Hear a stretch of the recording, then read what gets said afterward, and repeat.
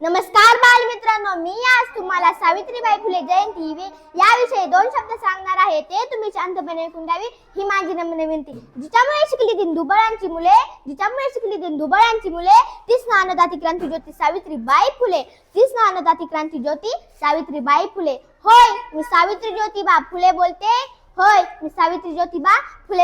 एरवी बोललेही नसते, पण माझ्या विचारांची तुम्ही घोटून प्रेम केले. चक्क माझी देवी बनवून मला फोटो मध्ये फ्रेम केले. जमेल तेव्हा जमेल तसे माझी सोयीनुसार कौतुक करता. खरे दुःख याचे की तुम्ही मला गृहीत धरता. त्याचा राग मी तुमच्या समोर खोलते. होय, मी सावित्री ज्योतिबा फुले बोलते. कुऱ्हाडीचा नगोतास काळ व्हावा, सगळ्या गोष्टी डोक्यावरून गेल्यात. ज्या माझ्या वारसा सांगतात त्याच बेईमान झाल्यात. असे होईल मला काय माहित, मला कुठे पुढचे दिसले होते. एका वेगळ्या जगासाठी मी शिव्या शब्दगडाबरोबर शेणही सोसले होते. तुमच्या शब्दात सांगायचे तर रात्रंदिवस घासले होते. आज मी कसले घाव झेलते. होय, मी सावित्री ज्योतिबा फुले बोलते. ही काही उपकाराची भाषा नाही. आजच्या बाजार समाजसेवेसारखा हा बैन बाजा ताशा नाही. मी विसरून गेले होते आम्ही कोण विष पचवले आहे. हल्ली मात्र तुम्ही आमच्या आत्मसन्मानाला डिचवले आहे. म्हणूनच तुमच्या कानी हे घराने घालते.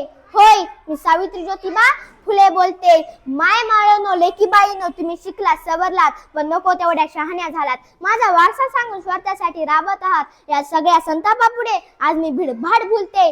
होय, मी सावित्री ज्योतिबा फुले बोलते. बाईपणाचे दुःख काय असते मी तुमच्यापेक्षा जास्त भोगले. आशात पाहून सांगा मी सावित्रीच्या शब्दाला जागले.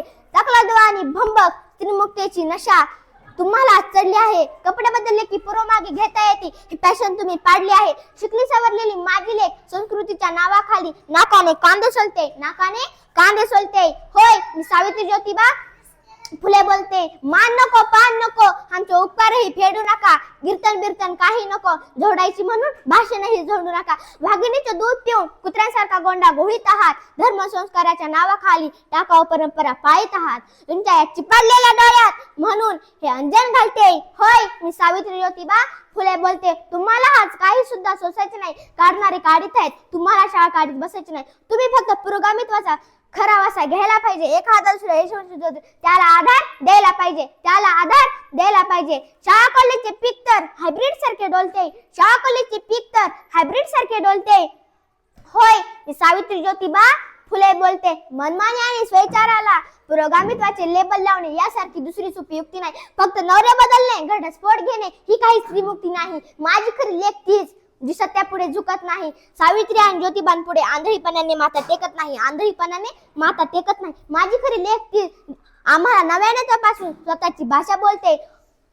आमचाही बसता सुला खून पेलते. होय, मी सावित्री ज्योतिबा फुले बोलते. आमच्याच मातीत आमच्याच लेकरांकडून दुजा भाव भगावा लागला. माझा फोटो लावण्यासाठी सरकारी जी आर निघावा लागला. आपल्या सोयीचे नसले की विचारांकडेही काना डोळा घेतो. समाजासाठी काही करायचे म्हटले की पोटात प्लेगचा गोळा येतो. ज्योतिबांशिवाय सावित्रीशिवाय ज्योतिबा समजून घेता येणार नाही. विचारांची ही ज्योती एकटी नेता येणार नाही. सुनांना लागावे म्हणून तर लेखीनं तुम्हाला बोलते.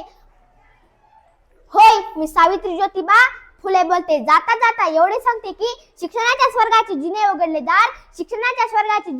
दार, तीच सावित्री जगाची शिलेदार. धन्यवाद.